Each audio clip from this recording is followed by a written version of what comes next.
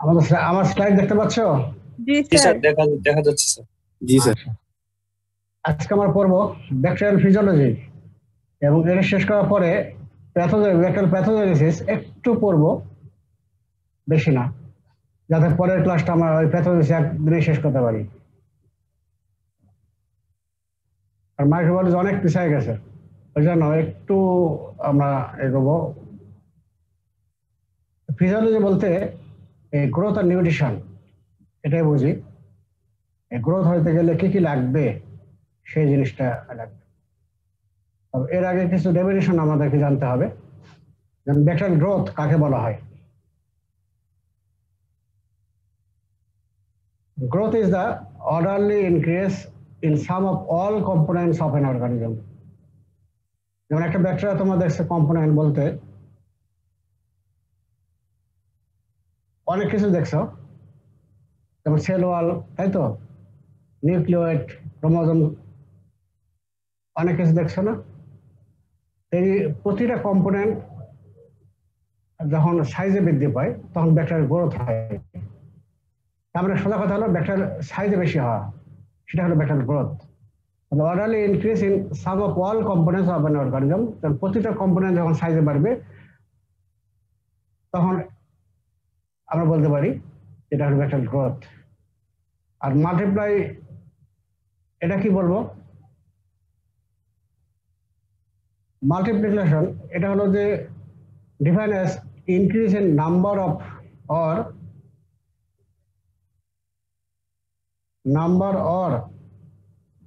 Generation of bacteria.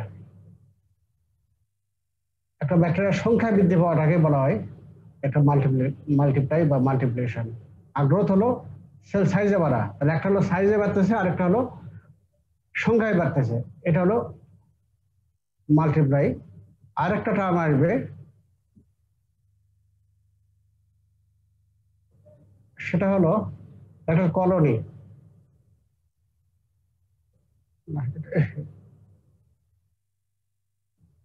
Colony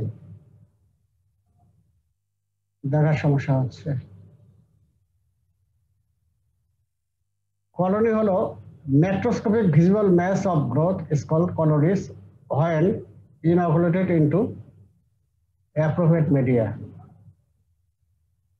আমরা তো culture media এখনো ক্লাস নেইনি, কালচার মিডিয়া যখন ক্লাস করবো তখন জানবা যে কালচার মিডিয়া কি কি থাকে। কালচার মিডিয়া অনেক ধরনের থাকে, যেখানে ব্যাকটেরিয়াল কালচার করি, চাষ করি, সেটাকে ব্যাকটেরিয়াল কালচার বলা হয়। এবং এটা কালচার মিডিয়া অনেক ধরনের থাকে, সলিড থাকে, লিকুইড থাকে, তারপরে অনেক ধরনের থাকে, এটা পরে আমরা জানবো। এখন একটা ব্যাকটেরিয়া যখন কালচার মিডিয়ামে যখন চাষ করা হয়, ইনঅকুলেটেড করা হয়, ঠিক আছে, চাষ যখন করা হয় তখন সেটা সংখ্যা বৃদ্ধি পেয়ে এমন একটা অবস্থানে চলে আসবে তখন আমরা খালি চোখে দেখতে পারবো। ব্যাকটেরিয়া তো এমনি খালি চোখে দেখা যায় না, যখন আমরা খালি চোখে দেখতে পারবো তখন সেটাকে বলবো ব্যাকটেরিয়াল কলোনি, ঠিক আছে। এই জন্য বলছি macroscopic visible mass of growth is called colonies when inoculated into appropriate medium. যেমন এই ফিগারে দেখো, এটা একটা হলো ব্লাড এগার মিডিয়াম। এখানে দেখো এই সরানো ছিটানো, এই যে অনেক ব্যাকটেরিয়া কিন্তু অনেক আছে, এই যে এগুলোও কিন্তু ব্যাকটেরিয়া। আবার এই ভালো করে দেখো এখানে এই যে যেমন এই যে প্রতিটা পৃথক পৃথক ডট ডট দেখা যাচ্ছে, তাই তো, এগুলো কিন্তু একটা কলোনি। এখানে একটা ব্যাকটেরিয়া মাল্টিপ্লাই হয়ে অনেকগুলো হাজার হাজার লাখ লাখ ব্যাকটেরিয়া এখানে চলে আসে, তখন কিন্তু আমরা খালি চোখে দেখতে পাচ্ছি, ঠিক আছে। তাহলে এইটাই হলো ব্যাকটেরিয়াল কলোনি। এটা এই প্রতিটা আইসোলেট কলোনি, এগুলো হলো ব্যাকটেরিয়াল কলোনি বলবো। তাহলে আমরা বুঝলাম কি, গ্রোথ বললাম হলো যখন সেল সাইজে বাড়তেছে সেটা গ্রোথ, যখন সংখ্যায় বাড়তেছে তখন সেটা মাল্টিপ্লাই করা বলতেছি। আর কলোনি বলতেছে যখন সেটা খালি চোখে দেখা যাচ্ছে সেটা বলতেছি আমরা ব্যাকটেরিয়াল কলোনি।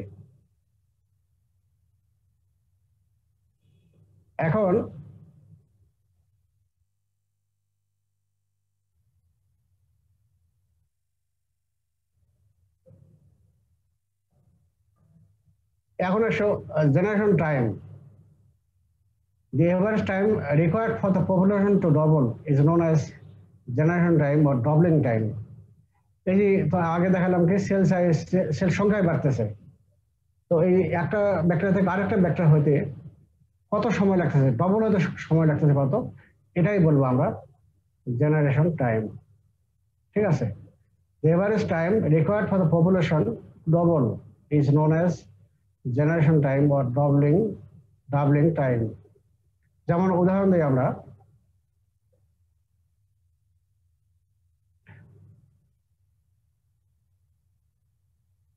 এক্সাম্পল দেখো, ইস্কেরিশিয়া কলাই, এটার সময় লাগে তোমার লেস দেন 20 মিনিটস, 20 মিনিটের কম সময় লাগতেছে। মাইক্রোব্যাকটেরিয়াম টিউবারকুলোসিস, এটার সময় লাগে মোর দেন 24 আওয়ার্স। মাইক্রোব্যাকটেরিয়াম লেপ্রি, এটা লাগতেছে হলো 18 to 20 days। তাহলে এখানে দেখো একটা ইস্কেরিশিয়া কলাই লাগছে মিনিট, 20 মিনিটের কম। মাইক্রোব্যাকটেরিয়াম টিউবারকুলোসিস লাগতেছে কত, 24, সেটা আবার গেল ঘন্টায়, মোর দেন 24 আওয়ার্স।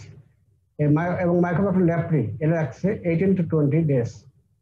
যদি এত কিছু খেয়াল না থাকে, রিটেন অবশ্যই এইভাবে লিখতে হবে, কিন্তু যদি ভাইভাতে অনেক সময় খেয়াল থাকে না, যদি এভারেজ তোমার যে বলো যে 18টাকে তোমার একবারে ধরে নাও, যে একটা হলো 18 ইস্কেরিশিয়া কলাই লাগছে 18 মিনিট, লেস দেন 18 মিনিট লাগতেছে। তারপর ম্যাক্রোম টিউবারকুলোসিস লাগতেছে হলো 18 ঘন্টা, তারপরে মোর দেন 18 আওয়ার্স বলতে হবে। আর মাইক্রোব্যাকটেরিয়াম লেপ্রি লাগতেছে হলো 18 দিন। এটাও কিন্তু খেয়াল রাখতে পারবে, এবং এটা আমরা এক্সাম্পল ধরি। এবং এখন এই যে দেখো ডবলিং টাইম ভ্যারি করলো, কোনোটা লাগলো 20 মিনিট, একটা লাগলো 24 ঘন্টা, একটা লাগলো কি 18 থেকে 20 দিন। এর ভ্যারিস কেন করতেছে? এই varies depends on the species. Escherichia coli একটা স্পেসিস, মাইক্রোব্যাকটেরিয়াম টিউবারকুলোসিস একটা স্পেসিস, লেপ্রি এটা একটা স্পেসিস, 3টা স্পেসিস, তাই তো? স্পেসিস টু স্পেসিস ভ্যারি করে।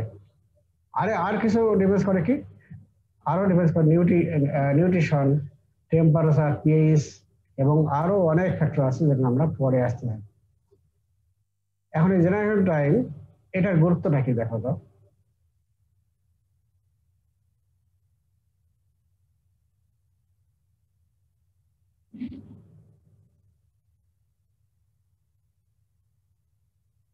যদি জেনারেশন টাইম যদি কম হয় তাহলে কি আর একটা কম বেশি যদি হয় তাহলে কি হবে? Decrease generation time. তোমরা অলরেডি আগে জানছো ইনকিউবেশন পিরিয়ড, কমিউনিটি মেডিসিনে পড়ে আসছো। ইনকিউবেশন পিরিয়ড কাকে বলা হয়? একটা ব্যাকটেরিয়া বা ভাইরাস বডিতে পরে রোগ তৈরি করার আগ পর্যন্ত যে সময়টা, সেটা হলো ইনকিউবেশন পিরিয়ড, তাই তো? তাহলে যদি জেনারেশন টাইম যদি কম হয়, মানে তাড়াতাড়ি করে বৃদ্ধি হচ্ছে, তার মানে কি এটা সংখ্যায় বেশি হচ্ছে এবং ডিজিজটাও বেশি হবে, তাড়াতাড়ি বেশি হবে। আর্লি ম্যানিফেস্টেশন অফ ডিজিজ, অতি দ্রুত ডিজিজ হবে। আর যদি জেনারেশন টাইম যদি বেশি হয় তাহলে কি হবে? তার মানে ব্যাকটেরিয়া আস্তে আস্তে তোমার গ্রো করতেছে, তাই তো? মাল্টিপ্লাই করতেছে। তার মানে বুঝবো কি ইনক্রিজ ইনকিউবেশন পিরিয়ড, তার মানে ব্যাকটেরিয়া আস্তে আস্তে গ্রো করতেছে, এটা একটা। আরেকটা হলো কি, যেহেতু এটা স্লো গ্রোথ, এবং আমি তোমার যে স্পোর যখন পড়াইছিলাম তখন কি বলছিলাম যে স্পোরের উপরে কিন্তু ব্যাকটেরিয়া কাজ করতে পারে না। ঠিক আছে, যদি স্পোরের উপর কাজ করতে পারবে না ব্যাকটেরিয়া, আরেকটা কাজ করতে পারে না, যদি ব্যাকটেরিয়া স্লোলি গ্রোথ করে সেক্ষেত্রে কিন্তু ব্যাকটেরিয়া কাজ করতে পারে না। এই জন্য স্লো গ্রোথ যদি হয় তাহলে স্লো অ্যাকশন বা অ্যান্টিবায়োটিক, আর যদি অ্যান্টিবায়োটিক আস্তে আস্তে কাজ করে তাহলে অ্যান্টিবায়োটিকের যে পরিমাণটা এবং ডিউরেশন অফ ট্রিটমেন্ট এটা বেশি হবে। যেমন টিবি যদি হয়, টিবি বহু সময় লাগে। যেমন ধরো টিবির কিন্তু ট্রিটমেন্ট, যখন তোমরা মেডিসিন যাবা তখন দেখবা যে ক্যাটাগরি 1, 2, 3 এরকম ভাগ করা আছে। ক্যাটাগরি 1-এ তোমার লাগে 6 মাস, ক্যাটাগরি 2-তে লাগে 8 মাস, ক্যাটাগরি 3-তে লাগে তোমার 12 মাস, অনেক সময় 18 মাসের সময় লাগে। তারপর এই লেপ্রোসি, এটা তো তোমার সময় লাগে 18 মাস সময় লাগে, অনেক দিন সময় লাগে। কি যেন? Due to slow growth. এগুলো আমরা কিন্তু ধরি। তাহলে ডিক্রিজ জেনারেশন টাইম যদি হয় তাহলে কি হবে? ইনকিউবেশন পিরিয়ডটা কমে যাবে, যার ফলে ডিজিজটাও তাড়াতাড়ি হবে। আর জেনারেশন টাইম যদি বেশি হয় তাহলে কি হবে? ইনকিউবেশন পিরিয়ডটা বেশি হবে, যার ফলে ডিজিজ ম্যানিফেস্টেশন এটাও তোমার স্লোলি হবে, দেরিতে হবে, আর একটা স্লো গ্রোথ হবে, যার ফলে অ্যান্টিবায়োটিক ধীরে কাজ করবে, যার ফলে তোমার ট্রিটমেন্টটাও বেশি দিন লাগবে। এখন আমরা জানবো গ্রোথ রিকোয়ারমেন্ট ফর ব্যাকটেরিয়া। একটা ব্যাকটেরিয়া গ্রোথ করতে গেলে কি কি লাগবে। যেমন আমাদের গ্রোথ করতে গেলে অনেক কিছু লাগে, খাবার লাগবে, তাই তো? খাবার লাগবে, পানি লাগবে, ফলমূল, অনেক কিছু লাগে, মাছ মাংস। তেমনই ব্যাকটেরিয়া যদি গ্রোথ করতে গেলে ওরও অনেক কিছু লাগবে। যেমন দেখো কি কি লাগবে, এটাকে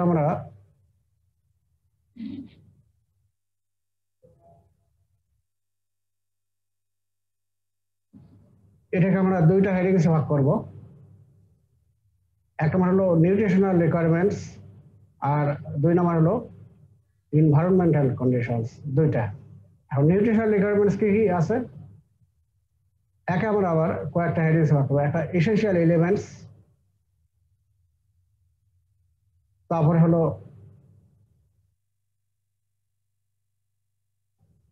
মিনারেল অথবা ট্রেস এলিমেন্টস, আর কিছু লাগে হলো অর্গানিক ফ্যাক্টর।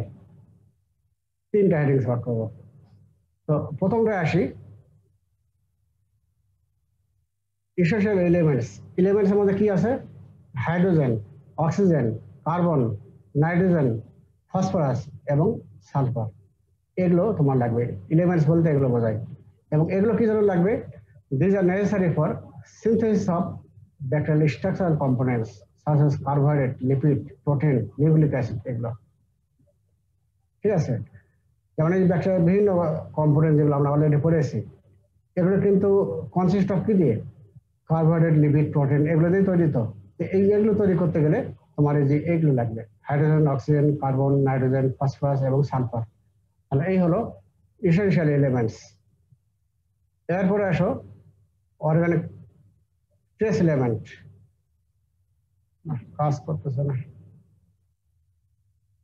ট্রেস এলিমেন্ট বা মিনারেল কি কি আছে তোমরা জানোই?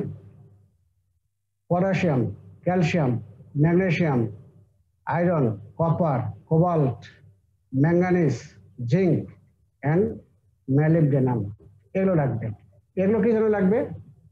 These are required for enzyme and coenzyme production. Enzyme already তোমরা জানে গেছো, পরে আরো জানবা। আচ্ছা, এগুলো মিনারেল। তারপরে লাগতেছে কি? অর্গানিক। আজকে কাজ করতেছে না এটা। Organic growth factor. এই অর্গানিক গ্রোথ ফ্যাক্টর কি কি লাগবে? এটাকে আমরা ভাগ করবো হলো, একটা হলো এসেনশিয়াল গ্রোথ ফ্যাক্টর এবং accessory growth factor. Essential growth factor এবং accessory growth factor. Essential growth factor কি কি?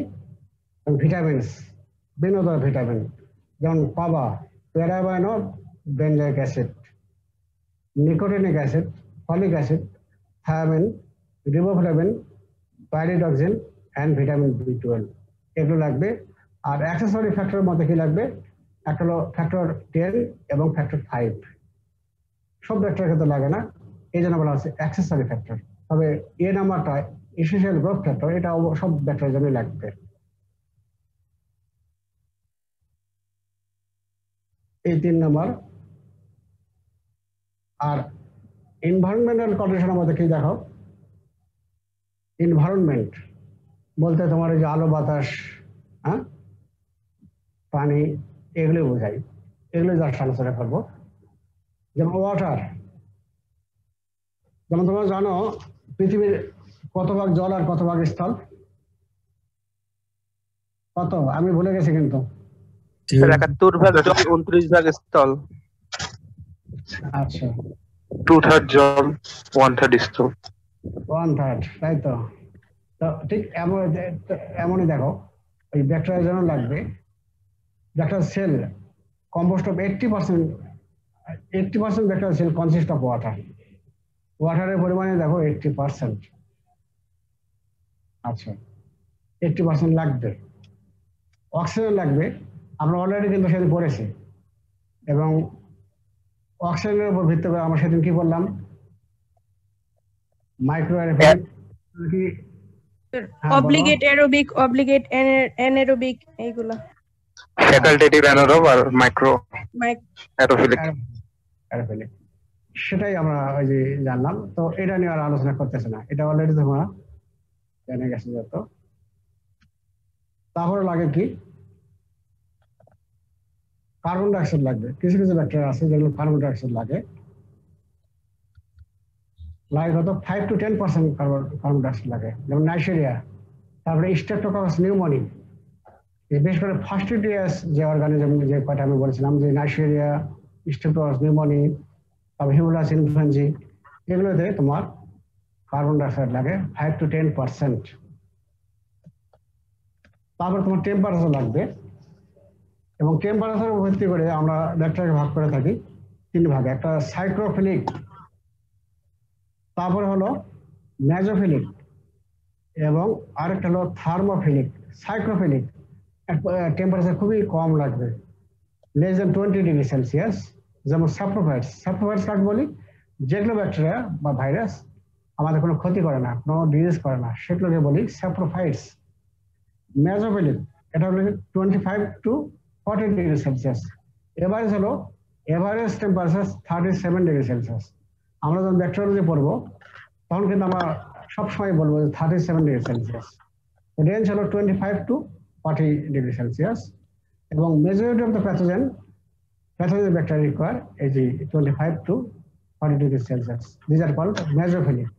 আর থার্মোফিলিক মানে কি, এর টেম্পারেচার বেশি লাগে, 55 to 80 ডিগ্রি সেলসিয়াস। যেমন হলো ব্যাসিলাস স্টেরিও থার্মোফিলাস, যেমন সেদিন আমরা ওই পড়লাম কিসে, স্পোরের যে ইউজ, সেখানে পাইছিলাম ব্যাসিলাস সাবটিলিস, ব্যাসিলাস স্টেরিও থার্মোফিলাস, এগুলোকে তোমার থার্মোফিলিক। তারপরে পিএইচ, হাইড্রোজেন আয়ন কনসেন্ট্রেশন কত হবে? এর রেঞ্জ হলো 7.2 to 7.4, এটা লাগবে। আমরা যখন কালচার পড়াবো তখন এগুলো জানবো তোমরা। লাইট বেশি লাগে না, most of the bacteria prefer to grow in darkness. তারা অন্ধকারে বেশি পছন্দ করে, তাই তো? যারা অন্ধকারে বেশি ভালো, অন্ধকার যারা পছন্দ করে তারাই কিন্তু বিপজ্জনক, তাই না? তাহলে এইগুলো আমাদের হলো গ্রোথ রিকোয়ারমেন্ট।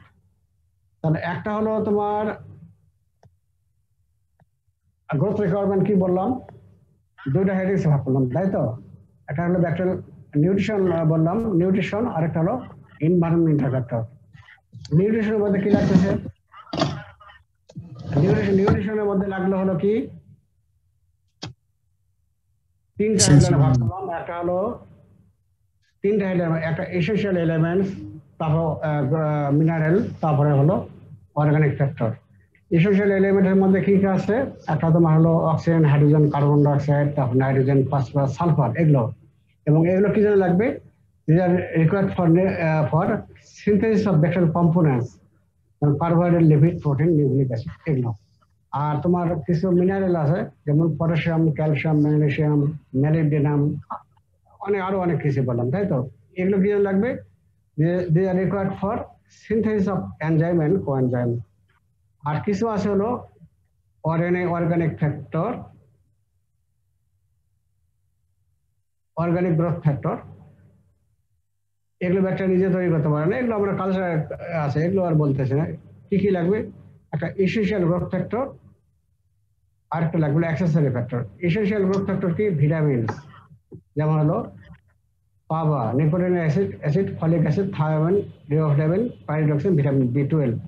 আর অ্যাক্সেসরি ফ্যাক্টর মধ্যে হলো ফ্যাক্টর 10 and ফ্যাক্টর 5। এটা কিছু ব্যাকটেরিয়া যেন লাগে, যেমন হিমোলাস ইনফ্লুয়েঞ্জা যখন পড়বো তখন জানবো যে এগুলো লাগে। তাহলে এই হলো নিউট্রিশনাল ফ্যাক্টর। আর এনভায়রনমেন্টাল ফ্যাক্টরের মধ্যে রাখছে যেমন হলো ওয়াটার, তাই তো?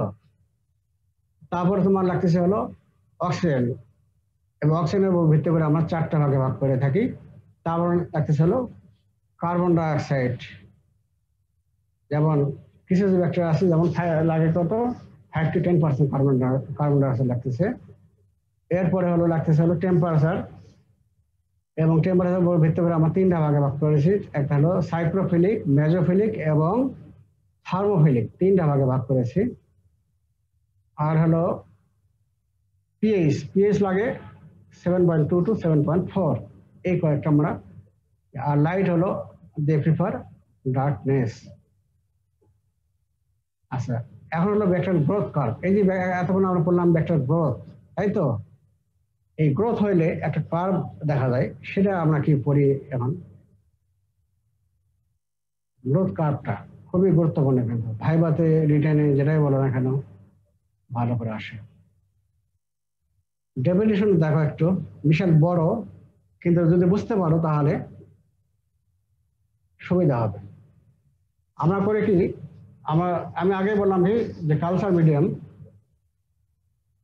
On the base of consistency component হিসেবে এর উপর ভিত্তি করে আমরা ভাগ করি, একটা লিকুইড মিডিয়াম আর একটা হলো সলিড মিডিয়াম।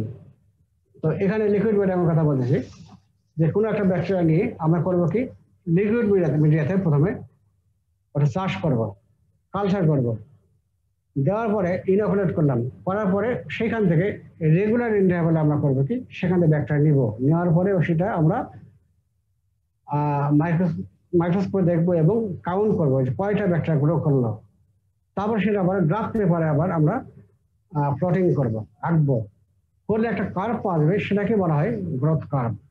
যেমন দেখো পড়ি তাহলে, if a liquid medium is inoculated with bacteria, এক number, and small samples are taken at a regular intervals, and the number of viable cells per ml is determined periodically and plotted on a graph in respect to time, it will give a characteristics curve known as growth curve.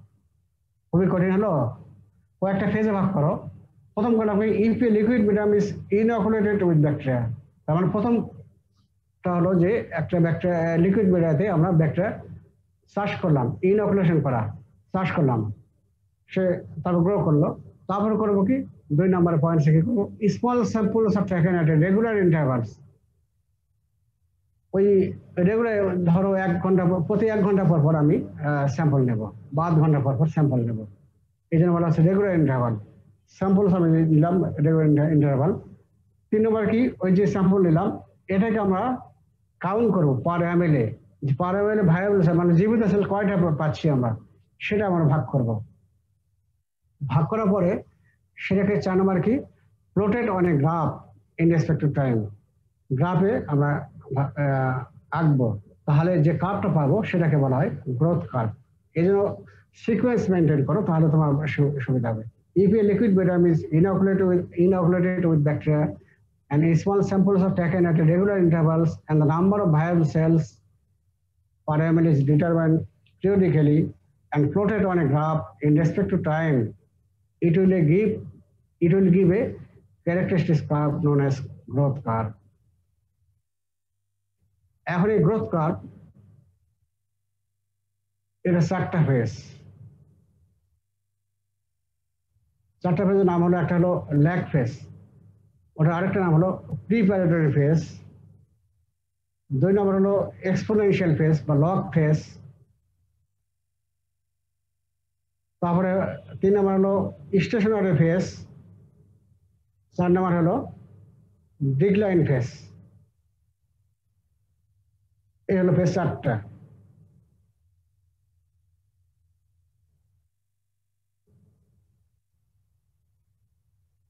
এটা figure আমরা পরে আসবো। এ হলো কি, এটা পরে আসছে, পরে আমরা আবার আলোচনা করব। ল্যাগ ফেজ, লগ বলে ল্যাগ ফেজ বা প্রিপারেটরি ফেজ। কাকে বলবো, it is the interval between inoculation of a fresh growth medium with bacteria and beginning of multiplication. Bacteria multiply করা, এই যে ব্যাকটেরিয়া যখন আমি কালচার করলাম, কালচার করার পর থেকে মাল্টিপ্লাই করার আগ পর্যন্ত যে সময়টা, সেটা হলো তোমার ল্যাগ ফেজ। এই সময় কিন্তু এই সময় কি করে, bacteria adapt two new environment such as media, that is media. So this is also called adaptation phase. তাহলে এই ফেজটাকে আমরা তিনটা ফেজ বলতে পারি। একটা ল্যাগ ফেজ বলতে পারি, প্রিপারেটরি ফেজ বলতে পারি, বা অ্যাডাপ্টেশন ফেজ বলতে পারি। এবং তাহলে এখানে দেখো, যেমন তোমার এক্সাম্পল দিই, যখন কেউ মেডিকেলে ভর্তি হয়, তাই তো, এক নতুন একটা এনভায়রনমেন্টে চলে আসো, সেখানে কিন্তু প্রথম আসেই কিন্তু লেখাপড়া কিন্তু মন বসে না। তখন অনেকে হয় কি, বাড়িতে যাওয়ার জন্য সবাই ব্যস্ত হয়ে যায়, তাই না? যে কত তাড়াতাড়ি বাড়িতে যাবো, 7 দিন থাকলে মানে 7 বছর চলে গেল, নাকি হয় না? হ্যাঁ, প্রথম যখন ভর্তি হলে কি হয়, মনে হয় এটাই। তখন অ্যাডাপ্টেশন করতে কিন্তু সময় লাগে, নতুন বন্ধু বান্ধব পাও, কিন্তু তোমার হলো যে থাকতে ইচ্ছা করে না, বাড়িতে খালি মনে হয় যে বাড়িতে যাব খালি। এই যে অ্যাডাপ্টেশন করতে করতে সময়টা লাগতেছে পড়ার আগ পর্যন্ত, এটা কি বলতেছি আমরা, অ্যাডাপ্টেশন ফেজ বা ল্যাগ ফেজ বা প্রিপারেটরি ফেজ। এটার গুরুত্বটা কি? এই সময় সেল মাল্টিপ্লাই করবে না, শুধু সেল সাইজ বাড়ে যাবে। No cell multiplication, only cell size increase. এবং তবে এই সময় একটা গুরুত্ব কি, যে সেল মাল্টিপ্লাই করার জন্য তার জন্য কিছু এনজাইম লাগে, এগুলো এই সমস্যা তৈরি করবে। Necessary enzymes and metabolic intermediates are synthesized to reach the stage of multiplication.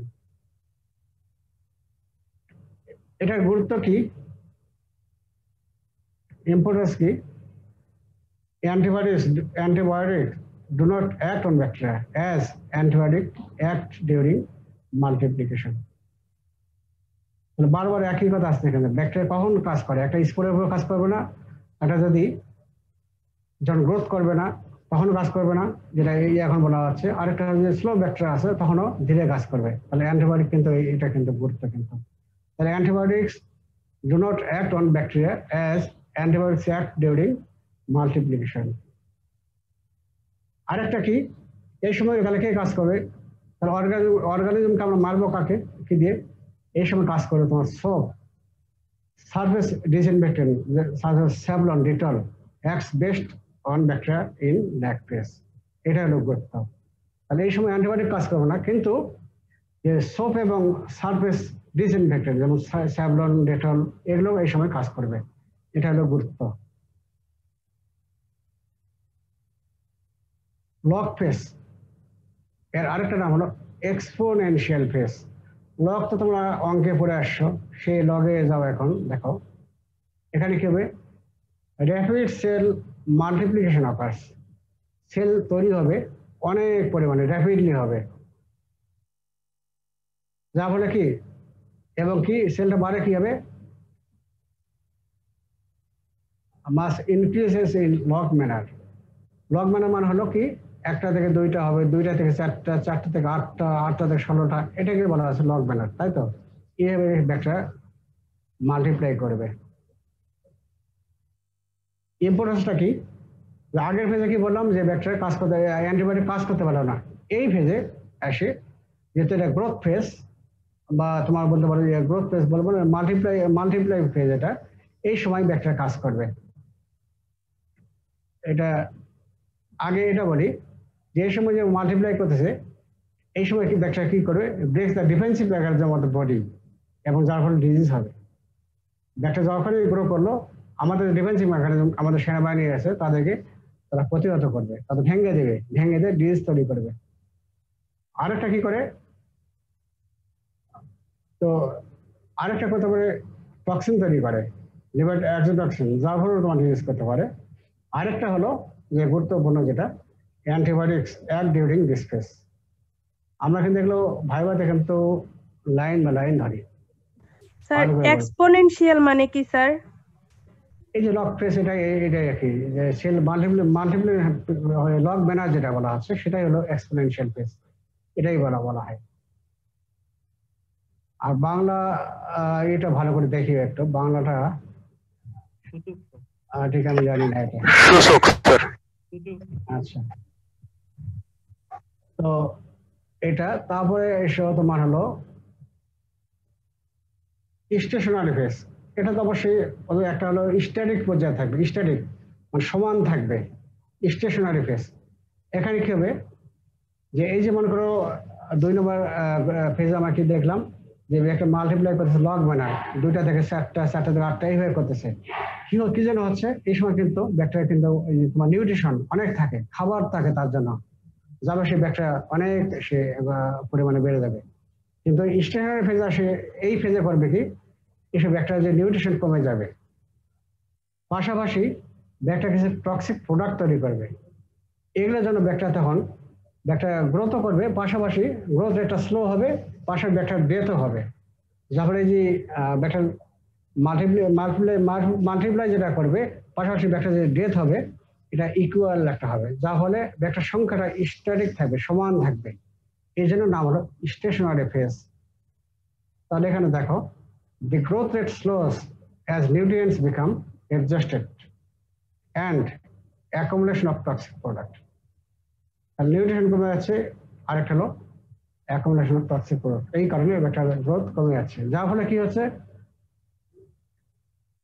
so a stationary balance is established between new cell environment and cell death the cell formation যেটা হচ্ছে এবং সেল ডেথ যেটা হচ্ছে equal থাকতেছে ঠিক আছে এবং so the viable cell count remain constant আচ্ছা এর গুরুত্বটা কি গুরুত্ব হলো এই তোমরা জানছো যে ব্যাকটেরিয়া যখন খাবার পায় না তার আবহাওয়া যখন তার এনভায়রনমেন্ট যখন অনুকূলে থাকে না তখন কি হয় কিছু কিছু ব্যাকটেরিয়া থাকবে যেমন স্পোর তৈরি হয় কখন যখন তোমার তার প্রতিকূল আবহাওয়া যখন প্রতিকূলে যায় তখন কিন্তু তোমার স্পোর তৈরি করে এই জন্য spore forming bacteria start formation of spore ঠিক আছে এই সময় ইয়ে করবে আরেকটা করতে পারে যে গ্রাম পজিটিভ ব্যাকটেরিয়া যেগুলো আছে গ্রাম পজিটিভ ব্যাকটেরিয়াতে কি থাকে পেপটাইডোগ্লাইকেন লেয়ার থাকে এটা অনেক সময় ইরোশন হয়ে যায় হয় যদি আমরা গ্রাম স্টেন করতে থাকি তাহলে সেটা মনে হচ্ছে যে গ্রাম নেগেটিভ এটা খুব একটা গুরুত্বপূর্ণ নয় রিটেনের সময় অবশ্যই দেখবা ভাইভাতে কিন্তু আমার স্পোর ফর্মিং ব্যাকটেরিয়া যেটা হয় এটা কিন্তু বলতেই হবে এটা এরপরে এসো ফেজ অফ ডিক্লাইন বা ডেথ ফেজ ডিক্লাইন কি আস্তে আস্তে কমে যাবে তাই তো ডিক্লাইন নিচের দিকে চলে যাবে এই সময় ডেথ রেটটা বেশি হয় ব্যাকটেরিয়ার গ্রোথ যেটা হবে তার চেয়ে ডেথ বেশি হবে ব্যাকটেরিয়া মাল্টির সংখ্যা যেটা বাড়বে তার চেয়ে ডেথটা কম হবে যার তাতে কি হচ্ছে resulting in decline in total viral count cell কাউন্টটা কমে যাবে এটার এভিডেন্সটা কি bacteria may develop L form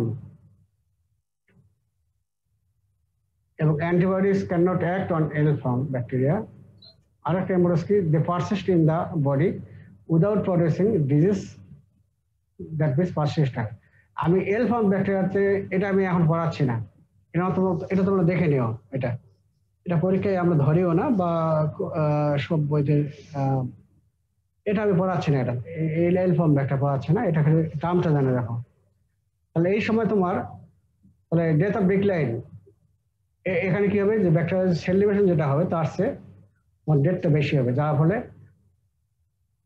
কি হবে তোমার জীবিত সেলটা কমে যাবে গুরুত্ব কি bacteria may develop L form bacteria এবং এল ফর্ম ব্যাকটেরিয়ার উপরে অ্যান্টিবায়োটিক কাজ করতে পারে না এবং they persist in the body without producing disease এবং তারা ডিজিজ তৈরি করবে না কিন্তু পারসিস্ট করবে তবে তাদের আবহাওয়া যখন আবার অনুকূলে যাবে তখন কিন্তু আবার ডিজিজ করতে পারে এই এল ফর্ম ব্যাকটেরিয়া তাহলে এখানে দেখো তোমরা এখন আমরা ইয়েতে যাই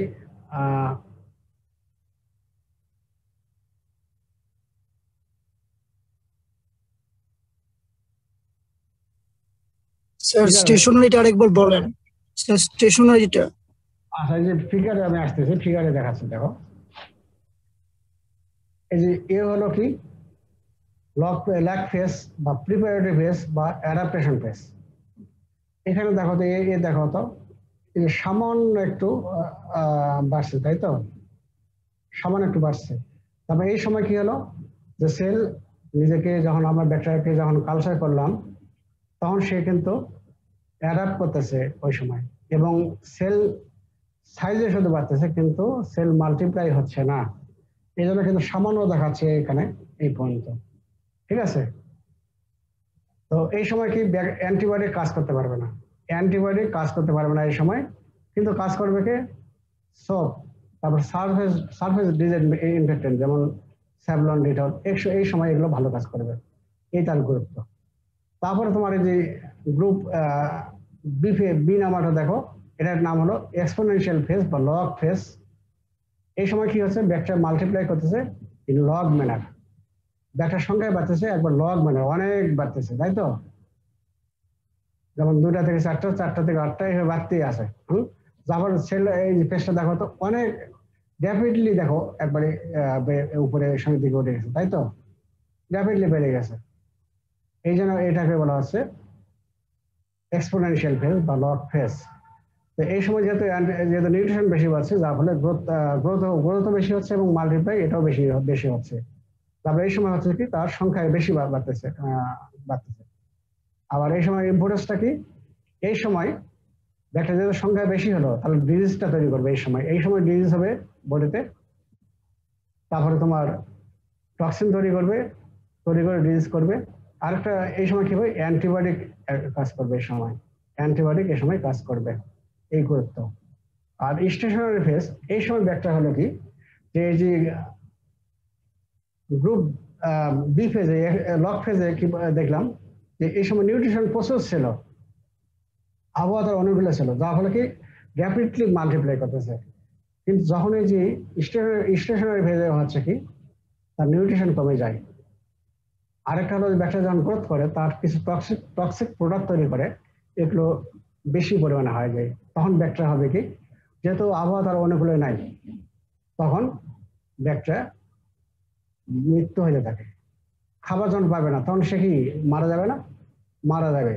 তখন সেল মাল্টিপ্লাই যেটুকু করবে সেই পরিমাণে তোমার ডেথ হবে, যা বলে তোমার ব্যাকটেরিয়ার সংখ্যাটা স্ট্যাটিক থাকতেছে, সমান থাকতেছে। এটাই হলো স্টেশনারি ফেজ। তাহলে যে কোশ্চেন গুলো বুঝলা তো নাকি? এই সময় গুরুত্ব কি? জি স্যার, বুঝছে। এই সময় গুরুত্ব কি? এটা গুরুত্ব হলো যে স্পোর ফর্মে, এই সময় তোমার স্পোর ফর্মিং ব্যাকটেরিয়া যেগুলো আছে, এগুলো তোমার স্পোর তৈরি করবে। এখন স্পোর ফর্মিং ব্যাকটেরিয়া কি কি আছে? একটা ব্যাসিলাস আর একটা হলো ক্লোস্ট্রিডিয়াম, তাই না? দুটাই তো। ব্যাসিলাসের মধ্যে তোমার ব্যাসিলাস সাবটিলিস, ব্যাসিলাস তোমার অ্যানথ্রাসিস, ক্লোস্ট্রিডিয়ামের মধ্যে অনেক কিছু আছে, ক্লোস্ট্রিডিয়াম টিটানি, অয়েলসি, অনেকগুলোই ছিল। আচ্ছা, আরেকটা হলো কি ডিক্লাইন ফেজ। এই যে ডি হলো ডিক্লাইন ফেজ, কমে যাবে। এই সময় তোমার যেহেতু নিউট্রিশন নাই, যা ফলে ব্যাকটেরিয়ার ডেথটা বেশি হবে, মৃত্যু হার বেশি যাবে। যারা তোমার দেখো এই সেলটা দেখো, এখানে কাপটা নিচে নেমে গেছে। হ্যাঁ, এই সময় এর গুরুত্ব কি? গুরুত্ব হলো যে তোমার bacteria may develop into L form bacteria, আর L form bacteria ডিজিজ করে না, কিন্তু বডিতে তারা পারসিস্ট করে, এবং যখন আবার আবহাওয়া যখন সুইটেবল মানে কন্ডিশন যায়, তখন আবার তারা বডিতে আবার ডিজিজ করতে পারে। তাহলে এই হলো তোমার হলো গ্রোথ কার্ভ।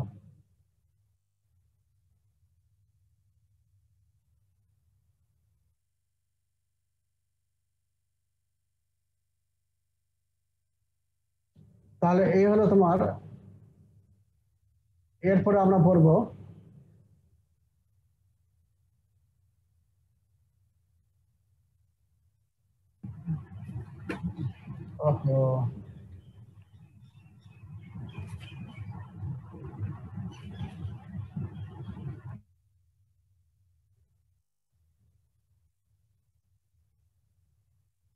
দেখা যাচ্ছে না? দেখতে পাচ্ছ? হ্যালো, না স্যার, দেখা যাচ্ছে না স্যার।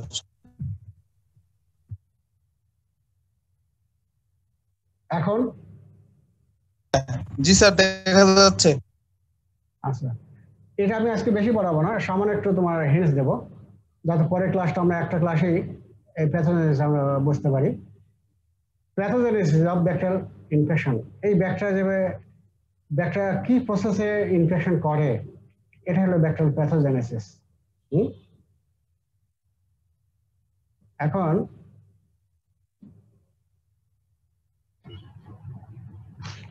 কয়েকটা টার্ম আমাদের জানতে হবে এটা পড়তে গেলে। টার্মটা হলো কি অ্যাডহারেন্স, বা ওকে বলি অ্যাডেশন, আরেকটা বলতে পারি অ্যাটাচমেন্ট বলতে পারি। তারপরে ক্যারিয়ার, ইনফেকশন, আরো কিছু টার্ম আছে জানবো। অ্যাডহারেন্স অথবা অ্যাডেশন অথবা অ্যাটাচমেন্ট। তোমরা জানবা একটা ব্যাকটেরিয়া বা ভাইরাস যখনই বডিতে প্রবেশ করে, কিছু কিছু ব্যাকটেরিয়া আছে যে যদি বডিতে আগে বেঁধে যদি বাইন্ডিং না করে তাহলে তারা কিন্তু ডিজ তৈরি করতে পারবে না। এই জন্য প্যাথোজেনেসিসের একটাই শর্ত হলো তাকে প্রথমে আগে বডিতে থাকতে হবে, টিকে থাকতে হবে। টিকে থাকার জন্য তাকে আগে অ্যাটাচমেন্ট করতে হবে, এবং অ্যাটাচমেন্ট কিভাবে করে সেটা আমরা পরে জানবো। খালি আমার ডেফিনিশন জানো, the process by which bacteria stick to the surface of host cell. যেমন একটা এক্সাম্পল দিই, এস্কেরিশিয়া কলাই সে করে কি আমাদের ইন্টেস্টাইন থাকে, যখন ইন্টেস্টাইন থাকে তখন সে কিন্তু ডিজিজ করে না। আবার যখন আমরা ডিফিকেট করি তখন সে করে কি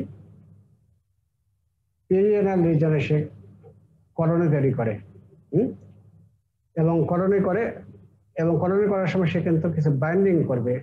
তারা পাইলাই দিয়ে সে বাইন্ডিং করে সে কিন্তু কলোনি তৈরি করে। সেখান থেকে কাছে হলো কি ইউরেথ্রায় সে প্রবেশ করবে, এবং ইউরেথ্রা থেকে সে ইউরিনারি ব্লাডারে যাবে, তারপরে কিডনিতে যাবে, এইভাবে সে ইনফেকশন করে। ঠিক আছে, এই যে বাধ্য যদি সে বাইন্ডিং না করে পাইলাই দ্বারা, তাহলে আমরা যখন ইউরিনেশন করবো মিক্সেশন করবো, তখন সে কিন্তু ওয়াশ আউট হয়ে চলে যাবে।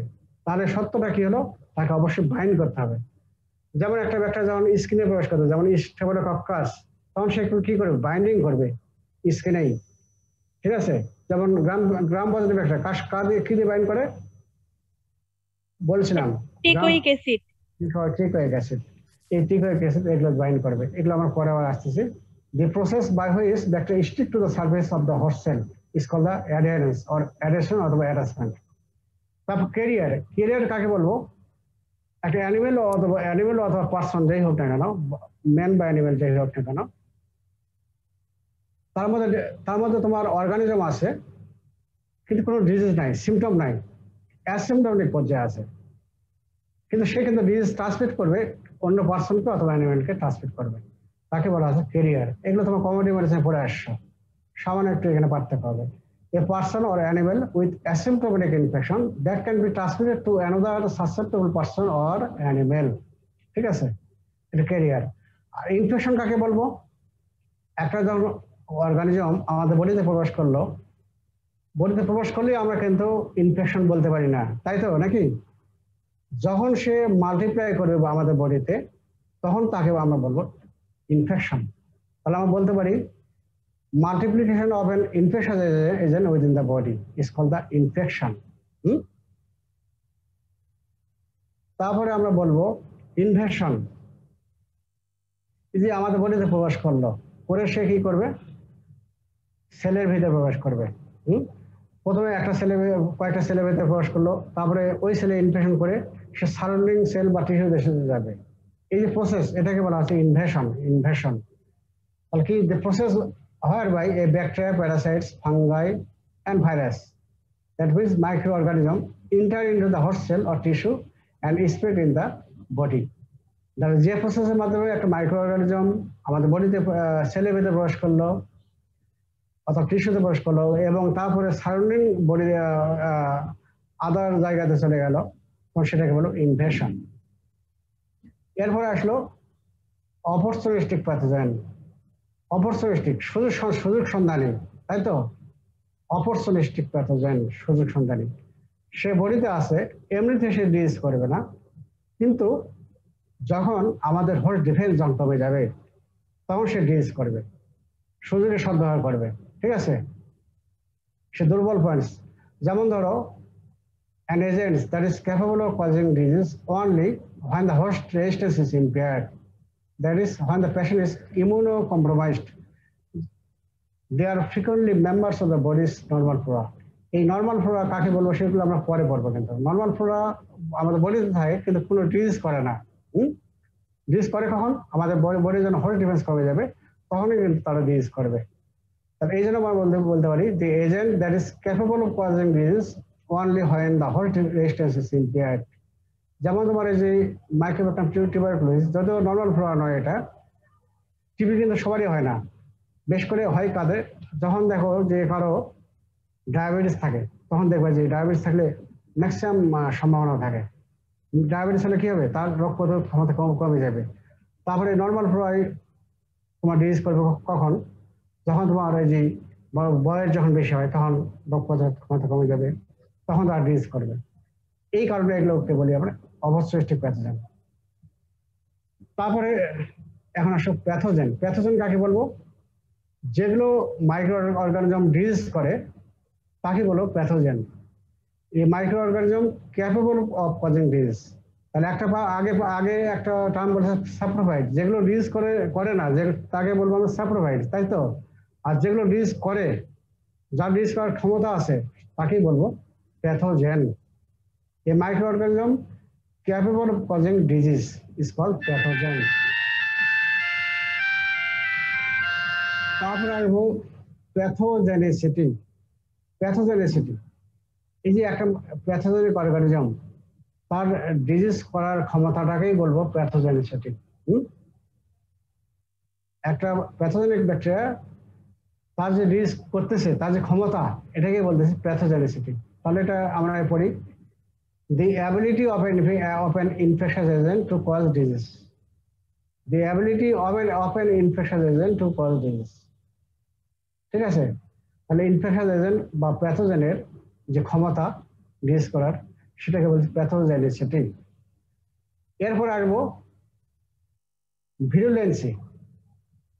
এই যে একটা প্যাথোজেন তোমার ডিজিজ করতেছে বা ইনফেকশন এজেন্ট ডিজিজ করতেছে, এই ডিজিজটাকে আমরা যখন পরিমাপ করব, মাপবো, যখন মেজার করব, এই মেজারটা করব, এটাকে বলা হচ্ছে ভিরুলেন্সি। মেজার কিভাবে করি? যে ব্যাকটেরিয়া বা ভাইরাসের ডিজিজ তৈরি করতে গেলে কম পরিমাণে ভাইরাস লাগবে বা ব্যাকটেরিয়া লাগবে, তার ভিরুলেন্সি বেশি। আর যদি একটা ডিজিজ করতে গেলে সংখ্যা বেশি লাগে, তাহলে তাকে বলবো লো ভিরুলেন্সি অর্গানিজম। পরে উদাহরণ দিচ্ছি,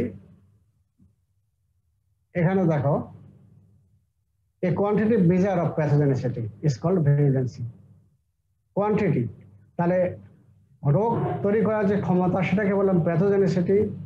আগে বলি প্যাথোজেন, যারা রোগ তৈরি করতেছে, তার যে অ্যাবিলিটি, এটাকে বলে প্যাথোজেন।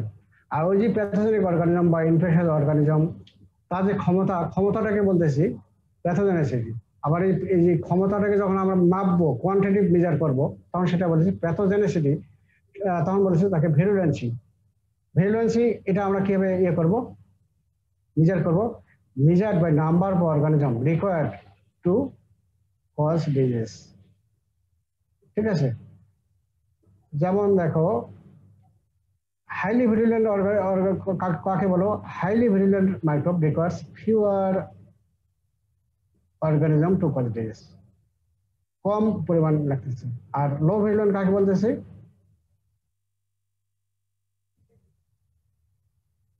আচ্ছা, এখানে উদাহরণ দেই, যেমন শিগেলা কি করে? ডিসেন্ট্রি করে, তাই তো। শিগেলা ধরো 1টা থেকে 10টা অর্গানিজম আমরা খেয়ে ফেলি, ওটা তো তোমার স্প্রেড করে খেয়ে অরোফিক্যাল রুটে, তাই তো। 1টা থেকে 10টা অর্গানিজম আমরা খেয়ে ফেলি, তাহলে কিন্তু সে কিন্তু ডিজিজ করবে। এই জন্য সে কিন্তু হাইলি ভিরুলেন্ট অর্গানিজম। আবার ধরো ভিব্রিও কলেরি, সে ডিজিজ তৈরি করতে 100টার বেশি অর্গানিজম খাইতে হবে, অনেক অর্গানিজম লাগে, ওটা আমরা পরে আসবো। তাহলে তাকে বলবো লো ভিরুলেন্ট অর্গানিজম।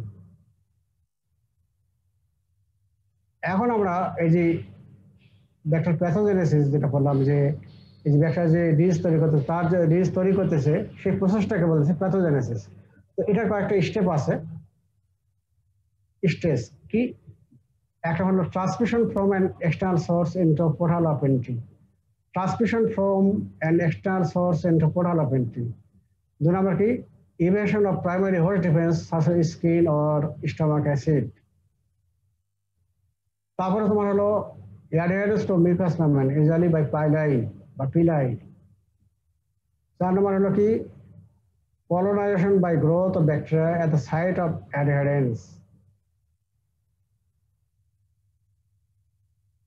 তারপরে এসো disease symptoms caused by toxin production or invasion accompanied by inflammation.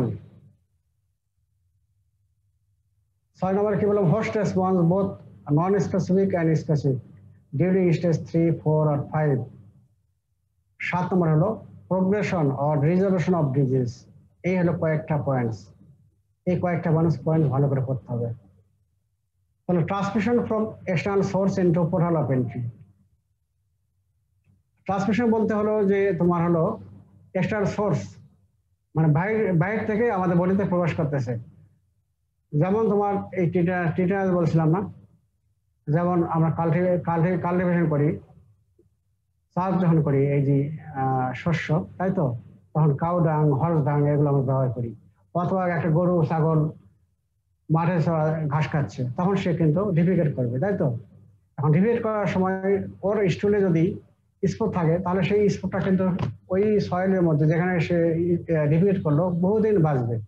আর ওই জায়গায় যদি মনে করো অ্যাক্সিডেন্ট, যদি রোড ট্রাফিক অ্যাক্সিডেন্ট হয় বা মানে ধান কাটতেছে, হ্যাঁ, ওই সময় যদি ওনটা যে কন্টামিনেশন হয় যে স্পট দ্বারা, তাহলে কিন্তু সে কিন্তু টিটানাস তার হবে কিন্তু। তাহলে ওটা সোর্স হলো কি স্কিন, তাই না। আবার দেখো তোমার এই যে ইন্টারভাস্কুলার এটা করে ডিসেন্ট্রি, শিগেলা এটা করে ডিসেন্ট্রি, ব্লাডি ডিসেন্ট্রি করে। এগুলো যাবে কি অরফিক্যাল।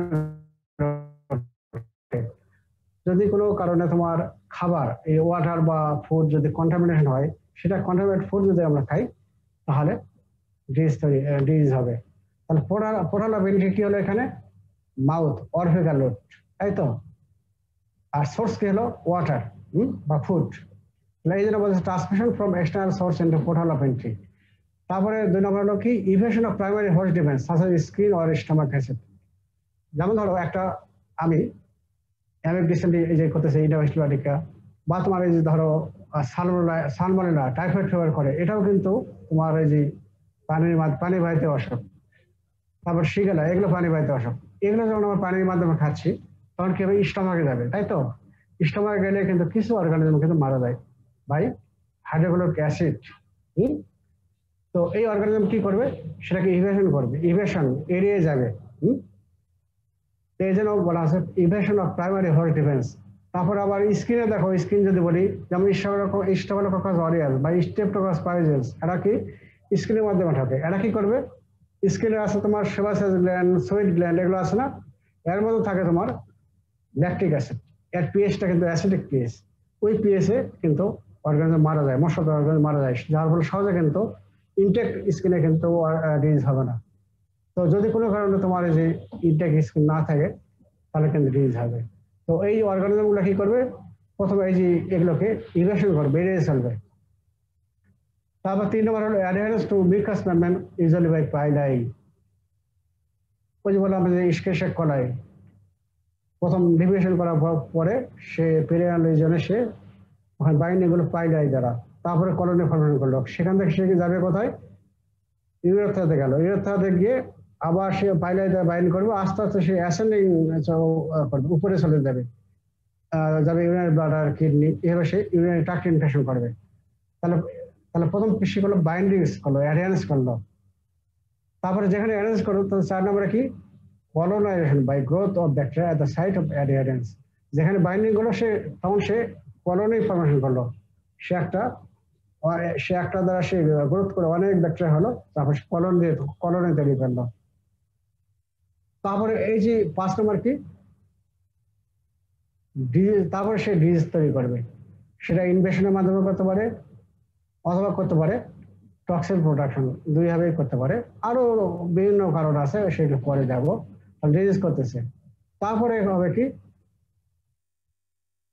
হোস্ট রেসপন্স হচ্ছে। হোস্ট রেসপন্স, একটা ব্যাকটেরিয়া মনে করো আমাদের বডিতে, ব্যাকটেরিয়া বা ভাইরাস বডিতে যখন প্রবেশ করে, সঙ্গে সঙ্গে সে কিন্তু ডিজিজ তৈরি করতে পারবে না, বা ডিজিজ তৈরি করতে গেলেও তখন কি করবে, আমাদের সেনাবাহিনী আছে, তাই তো। যেমন আমাদের বাংলাদেশকে রক্ষার জন্য কি আর্মি আছে, তাই তো। ঠিক তেমনই কিন্তু আমাদের বডিতে যে সেনাবাহিনী আছে, লিম্ফোসাইট, নিউট্রোফিল, এগুলো ব্যাকটেরিয়া অনেক আছে কিন্তু। এগুলো প্রথম করবে কি, একটা ব্যাকটেরিয়া ভাইরাস প্রবেশ করলে তারা খেয়ে ফেলবে, মেরে ফেলবে। আবার ডিজিজ তৈরি করতে গেলে করলেও তখন আবার কিন্তু অ্যান্টিবডি তৈরি হয়, অ্যান্টিবডি আবার করবে কি ওই যে অর্গানিজম ডিজিজ করলো তাকে মেরে ফেলবে। তো এই জন্য হোস্ট রেসপন্স আমরা করবো কখন, যখন আমরা ইমিউনোলজি পড়বো তখন কিন্তু আমরা জানবো, তবে হোস্ট রেসপন্স এইটুকু জানে রাখো। তারপর 7 নম্বর হলো কি progression of or resolution of disease. এই অ্যান্টিবডি তৈরি হলো বা ইন্টারফেরন থাকে বা তোমার যে কমপ্লিমেন্ট থাকে, এগুলোর মাধ্যমে ওই ব্যাকটেরিয়া বা ভাইরাস মারা যাবে, যা বলে কি ডিজিজটা ভালো হবে। এটাকে বলা হচ্ছে progression or resolution of disease. তাহলে এইটুকু আমরা আজকে পর্যন্ত জানিয়ে রাখি। তাহলে আগামী কালকে ক্লাসে পড়বো প্যাথোজেনেসিস, এটা আমরা শেষ করে দেবো, ঠিক আছে? স্যার প্রোগ্রেশন অর রিসলিউশনটা একটু আবার বলতেন যদি। প্রোগ্রেশন এই যে আমাদের যে হোস্ট রেসপন্স হলো, যে মনে করো ডিজিজ হলো, তারপরে আমাদের কি বলে দিয়ে সেনাবাহিনী আছে, এটা কি করবে? যেমন সেনাবাহিনী কি ম্যাক্রোবেস, তারপরে কি হবে ম্যাক্রোবেস নিউট্রোফিল মানে ফ্যাগোসাইটিক সেল যেগুলো আর কি, এগুলো করবে ব্যাকটেরিয়া বা ভাইরাসকে খেয়ে ফেলবে, যা ফলে ওই সব প্রথমে কিন্তু একটা ডিজিজ সেনাও করতে পারে। যদি আমাদের হোস্ট ডিফেন্স ভালো থাকে তাহলে কিন্তু ডিজিজ হয় না। আবার ডিজিজ যদি হয়েও থাকে তখন আবার করবে কি এই যে লিম্ফোসাইট, বিশেষ করে তোমার এই যে বি লিম্ফোসাইট থেকে যখন হেল্পার লিম্ফোসাইট, এগুলো হয় কি হেল্পার লিম্ফোসাইট তখন কাজ করে তোমার হলো বি লিম্ফোসাইটের উপরে। বি লিম্ফোসাইট করবে কি সেখানে কিছু মেমোরি সেল তৈরি করে, আবার কিছু ওখান থেকে করবে তোমার বি লিম্ফোসাইট থেকে প্লাজমা সেল তৈরি করে, প্লাজমা সেল থেকে তৈরি হবে অ্যান্টিবডি, অ্যান্টিবডি করবে কি তোমার ওই যে অর্গানিজমকে মেরে ফেলবে, যার ফলে ডিজিজ তোমার ভালো হয়ে যাবে আস্তে আস্তে। তারপর কিছু আছে কমপ্লিমেন্ট, এরাও করবে কি ওই যে তোমার ফ্যাগোসাইটোসিস তাকে হেল্প করবে, ঠিক আছে? তো এগুলো এখনই অত বুঝবো না, আস্তে আস্তে বুঝবো। স্যার একটা কোয়েশ্চেন ছিল, এই অক্সিজেন রিকোয়ারমেন্টের ভিত্তিতে যে ভাগ করা হয় ফ্যাকাল্টেটিভ অ্যানারোব আর মাইক্রো অ্যারোফিলিক, এই দুটো স্যার একটু যদি বুঝাইতে। মাইক্রো অ্যারোফিলিক হলো যে আমাদের আগে ফ্যাকাল্টেটিভ অ্যানারোব বলি। আগে প্রথম আমরা জানি কি যে হলো স্টিক অ্যানারোব, তাই তো? স্টিক অ্যানারোব কাকে বলতেছি? যে তাদের বাঁচার জন্য অবশ্যই অক্সিজেন লাগবে, অক্সিজেন ছাড়া তারা বাঁচতে পারবে না, তাই তো? যেমন তোমার হলো মাইক্রোবাক্টার টিউবারকুলোসিস, তারপর সিরোমোনাস, হ্যাঁ। আবার কিছু অর্গানিজম আছে যে স্টিক অ্যানারোব, তারা অক্সিজেন থাকলে তারা বাঁচতে পারবে না, যেমন তোমার হলো কি ক্লোস্ট্রিডিয়াম, ক্লোস্ট্রিডিয়াম, এগুলো অ্যানারোবিক স্টিক অ্যানারোব। আবার কিছু অর্গানিজম আছে তোমার অক্সিজেন ছাড়াও বাঁচতে পারে বা অক্সিজেন না থাকলেও অক্সিজেন থাকলেও বাঁচতে পারে, তাকে বলা হচ্ছে facultative anaerobe. Facultative anaerobe most of the bacteria হলো ফ্যাকাল্টেটিভ অ্যানারোব। তারপর স্টেফিলোকক্কাস, তারপরে ইন্টারব্যাকটেরিয়াসি যেমন ইস্কেশিয়া কলাই, অনেকগুলো অর্গানিজম আছে, এগুলো আস্তে আস্তে ভালো করে জানবে এগুলো। আর মাইক্রো অ্যারোফিলিক হয় কি, এগুলো তোমার পরিমাণে এই যে আমাদের আবহাওয়াতে যে পরিমাণে অক্সিজেন লাগবে এই অক্সিজেন দ্বারা বাঁচতে পারে না, এর চেয়েও আরো অনেক পরিমাণে তোমার কম লাগবে অক্সিজেন। এটাকে এই জন্য বলা হচ্ছে মাইক্রো অ্যারোফিলিক। মাইক্রো মানে খুব সামান্য, ঠিক আছে? আর অ্যারো মানে কি বাতাস বা অক্সিজেন, তাই তো? পরিমাণটা কম লাগতেছে, এটাকে বলা হচ্ছে মাইক্রো অ্যারোফিলিক। তো তেমন এই যে মাইক্রোবায়োলজি খুব ছোট্ট সাবজেক্ট, তাই না? মাইক্রো মানে কি মাইক্রোবায়োলজি খুব ছোট্ট সাবজেক্ট না, নাকি মনে হচ্ছে এখন? তাই না স্যার, অনেক বড়। স্যার বড় স্যার, মানে কিন্তু মাইক্রোবায়োলজি বলা হয় কি জানো, মাইক্রো অর্গানিজম নিয়ে আলোচনা করা হয়, এই জন্য বলা হয় মাইক্রোবায়োলজি। এটা কিন্তু সাবজেক্ট ছোট না, ঠিক আছে? তো আশা করি আমরা এই সপ্তাহে কিন্তু করবো জেনারেল ব্যাকটেরিয়া শেষ করে দেব। আমার ক্লাসটা আমি শেষ করে দেবো এবং এই সপ্তাহে প্রতিদিন আমি ক্লাস নেব। তারপরে আগামী সপ্তাহে সম্ভবত আমি ঢাকায় যেতে পারি, 7 দিন হয়তো থাকবো না হয়তো। তারপর পূজার সময় কিন্তু ক্লাস নেবো, এটুকু জানি রাখো। কিন্তু পূজার সময় শুধু ওই দশমীর দিন বাদ দিয়ে অন্য দিন কিন্তু ক্লাস নেবো, ঠিক আছে? স্যার পূজার 5 দিন ছুটি চাই। নট ছুটি, পূজার 5 দিন ছুটি নেই, ছুটি মাত্র 1 দিন, ঠিক আছে? ছুটি 1 দিন। এবং ওই যে তোমাদের আগে বলছি এই যে আমরা কাজ করতেছি, আমাদের ছুটি কিন্তু ক্যান্সেল, বুঝছো? আমরা কিন্তু এই যে শুক্র নাই, শনিবার নাই, প্রতিদিন কাজ করি। তারপরে তোমার গভর্নমেন্ট ছুটি, আমাদের কিন্তু গভর্নমেন্ট ক্যান্সেল করেছে। আমরা কিন্তু তোমার এই যে ঈদ গেল, সবাই করছে ঈদের নামাজ পড়ে এসে কাজ করছে। তারপর হিন্দুদের এই যে পূজা গেল, এই যে একটা পূজা গেল না, হ্যাঁ, শ্রীকৃষ্ণের জন্মাষ্টমী গেল, সেদিন আমরা কিন্তু কাজ করেছি। তারপর খ্রিস্টান যারা, তাদের বৌদ্ধ পূর্ণিমা গেল, আমরা কিন্তু কাজ করেছি কিন্তু, ঠিক আছে, গভর্নমেন্ট ছুটি ব্যান করছে। তো এই সময় তোমাদের একটা হলো কি, তোমাদের সময় তো কম, সময় তো নাই, আর কাজ ক্লাস শুরু করতে দেরি হলো, যা হলো শুধু তোমরা তো সকালে তো তোমরা পূজা করবে না, তাই তো? দুর্গা পূজা স্যার আমাদের রোজা থাকা লাগে দুপুর অবধি। দুপুর কোন দিন? স্যার ওই পূজার হচ্ছে 4 দিন। তুমি রোজা থাকবে, একসঙ্গে সব কাজই করতে হবে, একসঙ্গে তুমি রোজাও থাকবা, তুমি ইহলৌকিক পরলৌকিক সব কাজই করতে হবে, ঠিক আছে? তুমি যদি শুধু একটা কাজ করতে থাকো তাহলে কিন্তু হবে না, সব কাজই করতে হবে। রোজা তোমার 10টা থেকে আমি যদি ক্লাস নেই, তাহলে কিন্তু রোজা থাকলে তখন কিন্তু ক্লাসে খুব একটা হ্যাম্পার হয় না কিন্তু। স্যার বছরে তো একটা পূজাতে আমরা এনজয় করি স্যার। হ্যাঁ, না কিন্তু ওই যে পূজার সময় তোমার গভর্নমেন্ট ছুটি কদিন আছে? তোমাকে 4 দিন 5 দিন 7 দিন দিছে? দিছে? তাহলে তোমার সেটা দেয়নি, তাই না? একদিন মাত্র হয়েছে, 10ম দিন ক্লাস বন্ধ থাকবে, 10ম দিন ছাড়া আমি প্রতিদিন ক্লাস নেবো। তো এই জন্য আমি দ্বিতীয় সপ্তাহে হয়তো ওই যে তোমার যে আগামী সপ্তাহে ক্লাস, আমি এখনো কনফার্ম না, আমি যদি ঢাকায় চলে যাই তাহলে হয়তো ক্লাস হবে। আর এই সপ্তাহে আমি জেনারেল ব্যাটারি শেষ করে ফেলবো। আর 2টা ক্লাস হয়তো বাকি থাকবে, সেটা হলো যে তোমার ওই যে একটা হলো নর্মাল ফ্লোরা, তারপরে ব্যাকটাল ওই যে ডায়াগনোসিস, আরেকটা থাকবে তোমার হলো কালচার মিডিয়া। এটা 2টা লেকচারে শেষ হয়ে যাবে, এটা তোমার ডাক্তার তাপস কুমার পাল সে নেবে। হয়তো আগামী সপ্তাহে 2টা ক্লাসই হয়ে যাবে, ঠিক আছে? এটুকু। এই জন্য যা হলে এই সপ্তাহে আমি 6টা ক্লাস নেবো। হ্যাঁ, যদি আমি কালকে যদি একটা ক্লাসে শেষ করতে পারি তাহলে হয়তো 5টা ক্লাসে আমি আর 5টা ক্লাস শেষ করতে পারবো। যেমন তোমার হলো ব্যাকটেরিয়া, তোমার হলো অ্যান্টিবায়োটিক 2টা ক্লাস লাগবে। তারপর তোমার হলো স্টেরিলাইজেশন, এটা লাগবে 2টা ক্লাস। এই 2টা ক্লাস ধরে একটা ক্লাসে তোমরা ওই যে সমস্যা বলো বুঝবা না, ঠিক আছে? তো প্যাথোজেন্স কালকে আশা করি আমি একটা ক্লাসে শেষ করে দেবো, বা সামান্য থাকলেও পরের দিন শেষ করে দেবো। তো ঠিক আছে, সবাই ভালো থাকো।